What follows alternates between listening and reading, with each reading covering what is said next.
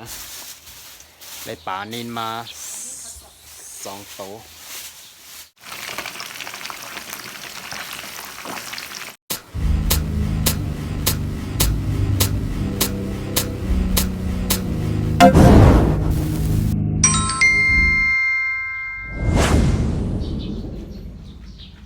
เอาค่าไม่สูงค่าไม่สูงไอ้ก้อยเสียเขาตั้งเสียงกันเนาะยินจมขอบใจเยอะๆน้ำค่าดีกดขมักตัวให้ข้าเขา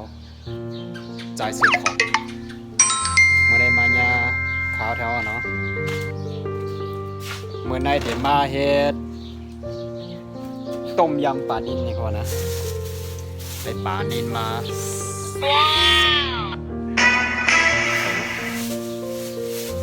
ต้มส้มปลานิลใจกันเนาะวันนี้เขาเดี๋ยวมาต้มยำค่ะเนาะต้มยำไม่หิวขนาดนี้กำว่าเดี๋ยวปลานี่กะทอดโอเคเดี๋ยวตั้งชื่อเดี๋ยวปลาทอดกันนะเดี๋ยวมาเจอกันก่อนที่เอาปลากับทอดเขาต้องใส่ไผ่กันเนาะ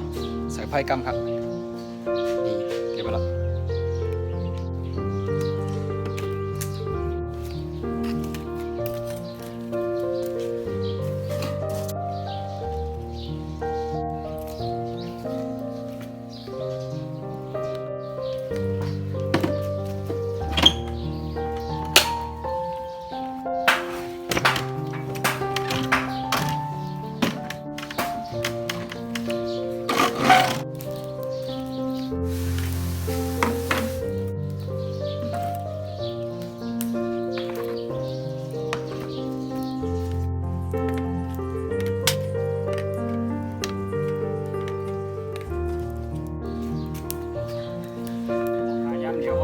hàng hen cái gì dạng vô giờ kỳ khá nó bà có xoay mau nó cầm một điểm bán này cả khu nó thay vào sải vô này vào này mặn sau đó mất nằm khả năng của khu bán này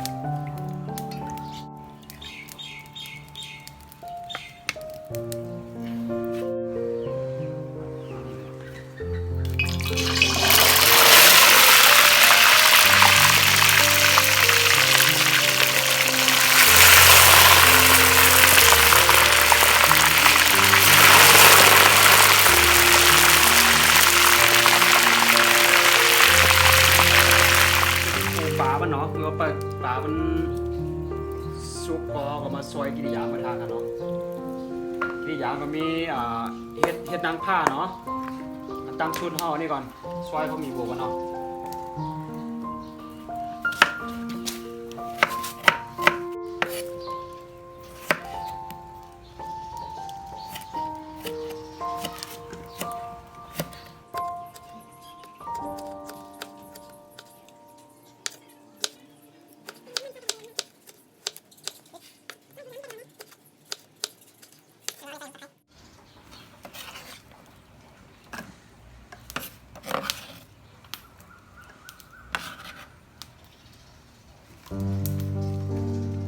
จะใครซอยอยู่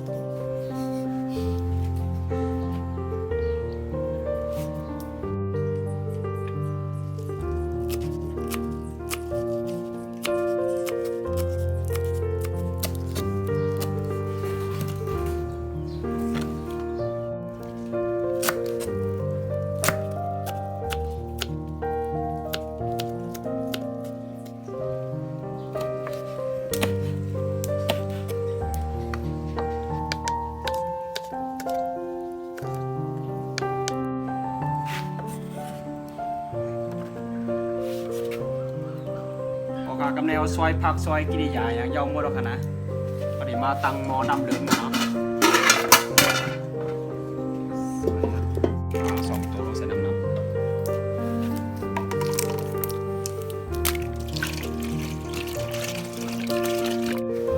จับไข่ตั้งนะ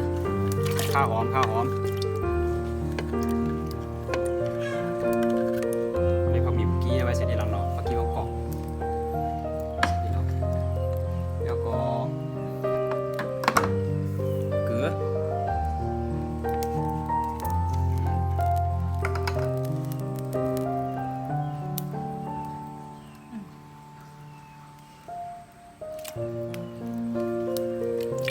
ส้มผักมีโว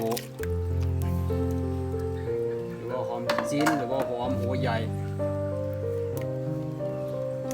งาปิมากก็ใส่มากก็ไม่หักนะมากก็ไม่ใส่ก็ได้นะสิ่งนี้นะแล้วก็อะไรอย่างก็ไม่น่ะน้ำพริกเผา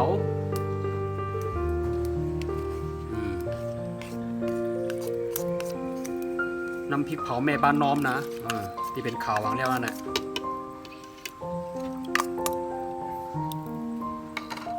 โอเคอันนี้เป็นคันนอต้มยำค่ะนะใส่2 ก้อนครับ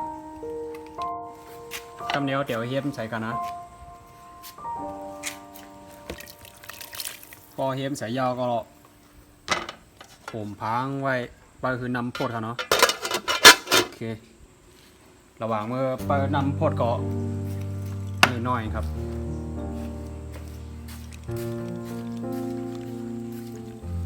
โอเค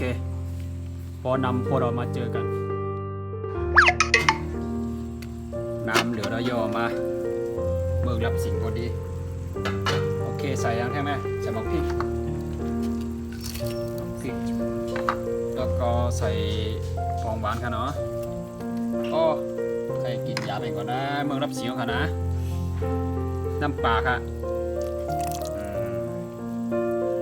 ใส่น้ำปลายาก็ไม่ปลาเดียวทอดมาไกลมาเอาใส่น้ำกะทิกันเนาะกะทิเอาเนาะนะน้ำอุ่นเนาะน้ำอุ่น100%นะใส่เพื่อความเข้มข้น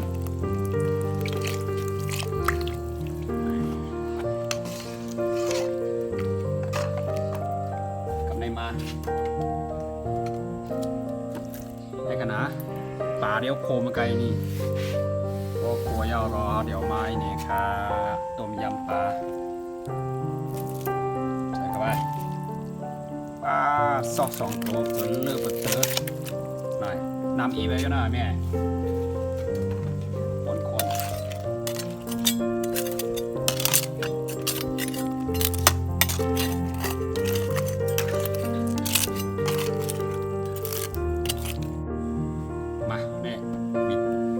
ใส่ครับนี่แหละความแซ่บของมันอยู่ที่นี่ครับ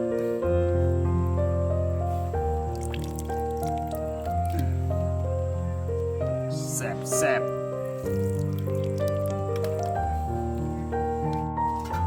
ไปอีกนิดนึง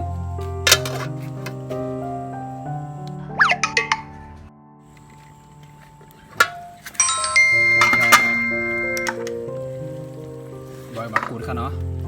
ใส่ขั้นตอนสุดท้ายกำลังชูดอกใบมะกรูดยาวก็ตามด้วยผักกีมังกรค่ะเนาะผักกีมังกรยาวก็ต้นหอมผักกีสะคน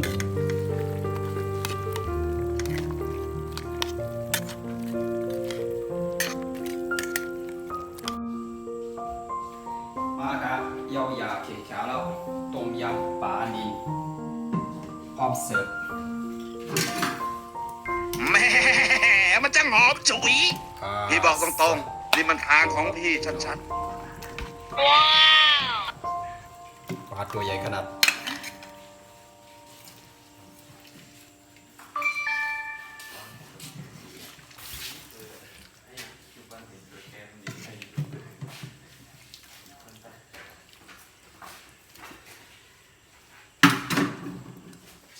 โอเคไหมมาพี่ครับ จอมาหน่อยแม่จอไปเดี๋ยวเด้อใกล้จบแล้วนะ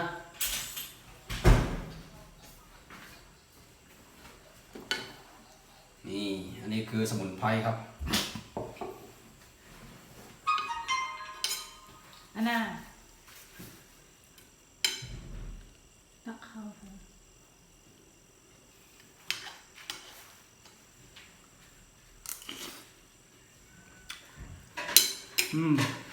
เลือด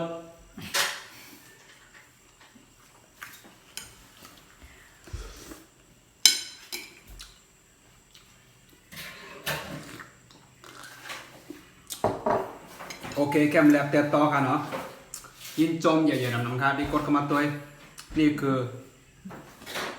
ปลานินต้มยำใส่เฮ็ดนางพ้ากำไตห้องแมวของนางพ้านะโอเคจบข่าว